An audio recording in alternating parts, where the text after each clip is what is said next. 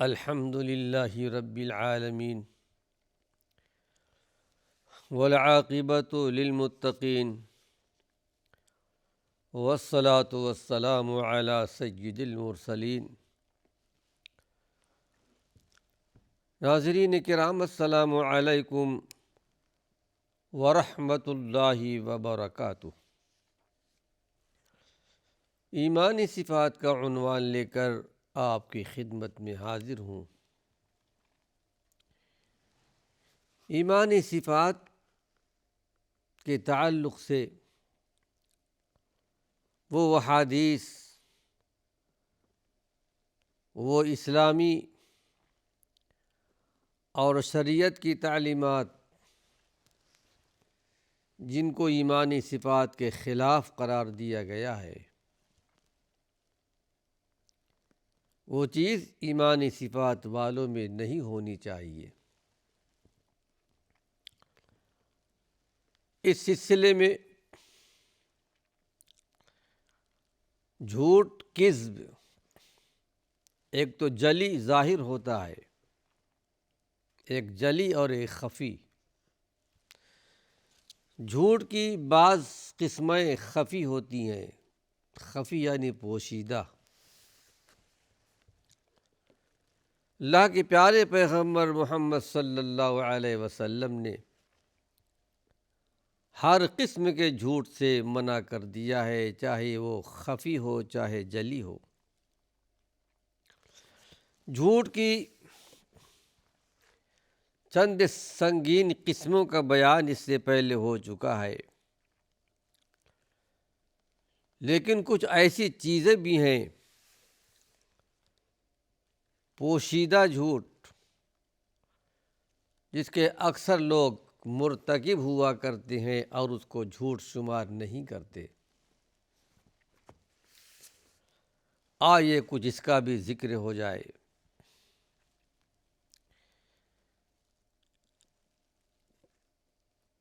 حضرت عبداللہ بہز بن حکیم روایت کرتے ہیں، یہ روایت امام محمد کی ہے، امام ترمذی کی ہے، امام ابو داود کی ہے۔ بہز بن حکیم روایت کرتے ہیں اپنے والد سے، وہ روایت کرتے ہیں اپنے دادا سے۔ قال قال رسول اللہ صلی اللہ علیہ وسلم، کہا کہ اللہ کے رسول صلی اللہ علیہ وسلم نے ارشاد فرمایا، ویل لمن یحدث فیکذب لیضحک بہ القوم ویل لہ ویل لہ۔ یعنی اللہ کے نبی صلی اللہ علیہ وسلم نے ارشاد فرمایا، ویل ہے، افسوس ہے، تباہی ہے، بربادی ہے اس آدمی کے لیے تو جھوٹ بیان کرتا ہے، تو جھوٹ بیان کرتا ہے، جھوٹی قصے بیان کرتا ہے، بناوٹی قصے، تاکہ وہ لوگوں کو ہنسائے۔ اللہ کے پیارے پیغمبر محمد صلی اللہ علیہ وسلم نے بہت سخت وعید فرمائی، ایسے لوگوں کے لیے ویل ہے، تباہی اور بربادی ہے۔ یعنی صرف صحبت یا ہم نشینی یا مجلس کو گرم کرنے کے لیے، ہنسانے کے لیے جھوٹ بولنا، یہ بھی حقیقت میں ایک بہت بری عادت، بہت بری بات ہے۔ حالانکہ اس سے کسی کو نقصان نہیں پہنچتا، لیکن خود بولنے والے کی زبان جھوٹی ہو جاتی ہے، جھوٹ سے آلود ہو جاتی ہے۔ پہلی بات تو یہ ہے۔ دوسری بات یہ ہے کہ جھوٹ بولنے سے ایمان والوں کے دلوں میں جھوٹ کی جو نفرت ہوتی ہے نفرت کم ہو جاتی ہے۔ تیسری بات یہ ہے کہ لوگوں میں جھوٹی باتیں کرنے کی جرأت پیدا ہو جاتی ہے، عام جھوٹ کا رواج بن جاتا ہے۔ تو اللہ کے رسول صلی اللہ علیہ وسلم نے اس سے بھی منع فرمایا ہے۔ ظاہر ہے اس سے قوم کو کسی کو نقصان نہیں پہنچتا، لیکن اللہ کے پیارے پیغمبر نے اس سے بھی منع کر دیا ہے۔ آئیے ایک حدیث اور آپ کے سامنے پیش کر رہا ہوں، جس کو امام مسلم رحمۃ اللہ علیہ نے پیش کیا ہے، اور امام مسلم رحمۃ اللہ علیہ نے اپنے مقدمے کے اندر، یعنی مسلم شریف کے مقدمے کے اندر اس حدیث کو نقل کیا ہے۔ روایت ابو ہریرہ رضی اللہ عنہ سے، قال قال رسول اللہ صلی اللہ علیہ وسلم کفا بالمرء کذبا ان یحدث بکل ما سمع۔ آدمی کے جھوٹے ہونے کے لیے صرف اتنا ہی کافی ہے، جو سنتا ہے بیان کر دیتا ہے، تحقیق نہیں کرتا، سنی سنائی باتوں کو بغیر تحقیق کے بیان کرتا پھرتا ہے۔ یہ بھی جھوٹ کا ایک درجہ ہے۔ یعنی جس طرح جان بوجھ کر جھوٹ بولنے والی کی عادت رکھنے والا آدمی قابل اعتبار نہیں ہوتا، اسی طرح یہ آدمی جو سنتا ہے تحقیق نہیں کرتا بیان کر دیتا ہے۔ ہر مومن کو چاہیے کہ خفی قسم، پوشیدہ قسم کے ان تمام جھوٹوں سے بھی اپنی زبان کی حفاظت کرے۔ قرآن حکیم میں اللہ نے یہ تعلیم دی ہے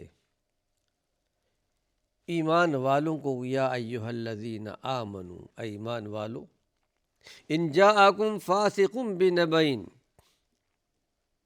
اگر کوئی فاسق تمہارے پاس کوئی خبر لے کر آئے،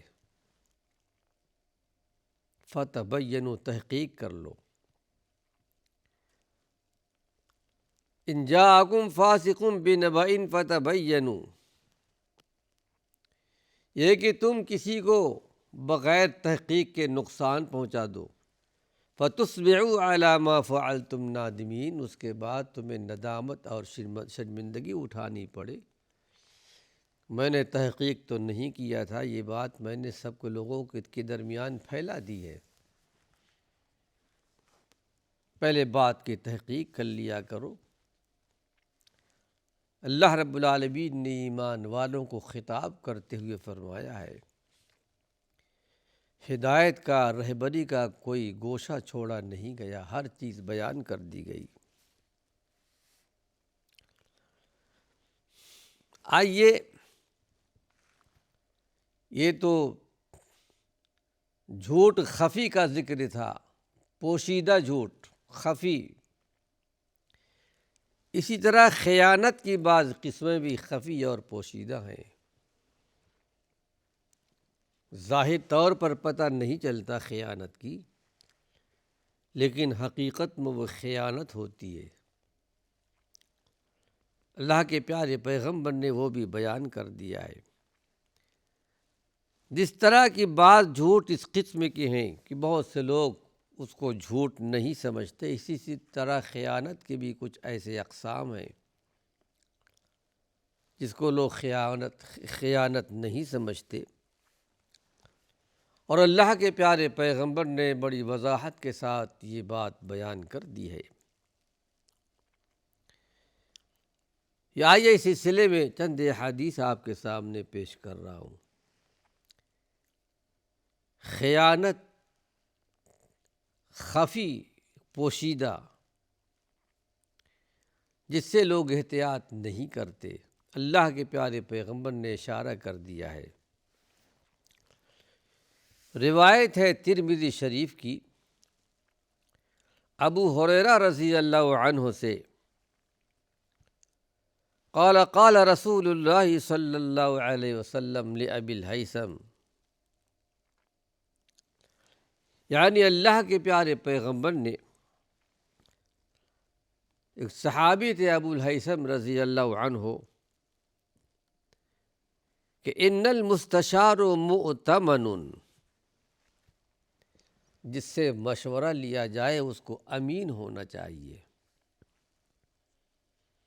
یعنی ایک امانت اس کے سپرد کی گئی ہے۔ مؤتمن مفعول کا صیغہ ہے، امانت دیا ہوا، سپرد کیا گیا۔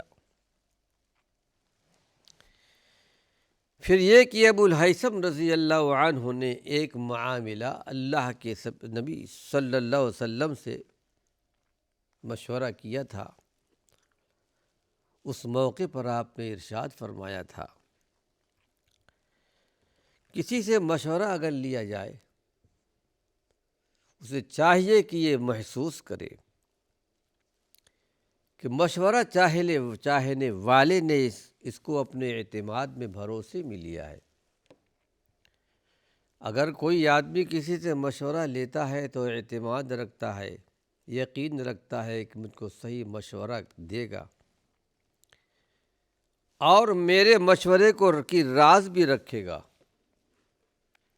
کیونکہ ایک امانت اس کے سپرد کی گئی، تو اسے چاہیے کہ حق امانت کرنے میں کوئی کوتاہی نہ کرے، خیانت نہ کرے، اچھی طرح مشورہ دے۔ پھر یہ کہ اس بات کو راز میں رکھے، اور اگر راز میں نہیں رکھتا ہے تو ایک درجے کی خیانت بھی ہے۔ مشورہ بھی انسان کو صحیح دینی چاہیے۔ ایک مرتبہ اللہ کے رسول صلی اللہ علیہ وسلم کے پاس ایک خاتون آئیں، غالباً فاطمہ بنت قیس ہے۔ کہا اللہ کے رسول صلی اللہ علیہ وسلم، میرے پاس دو آدمیوں کا رشتہ آیا ہے نکاح کے لیے، آپ مشورہ دیجئے۔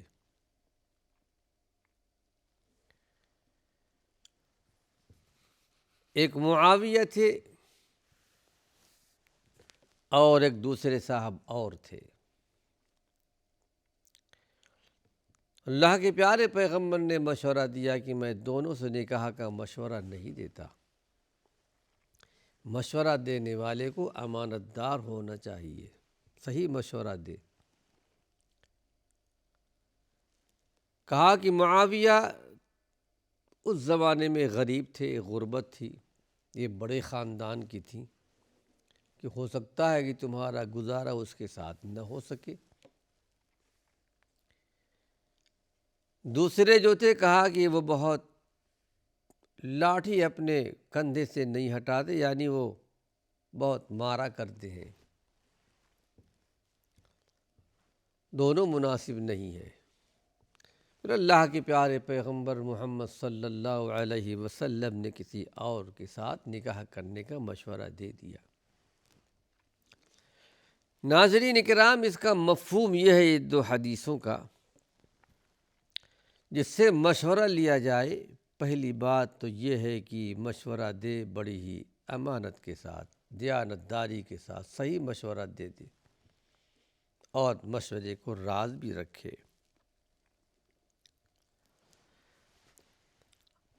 اور ایک حدیث آپ کے سامنے پیش کر رہا ہوں۔